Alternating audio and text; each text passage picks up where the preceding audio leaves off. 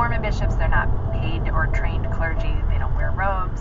They're men who are chosen by the church to volunteer their time and serve as basically pastors for a 2 to 5 year period. They keep their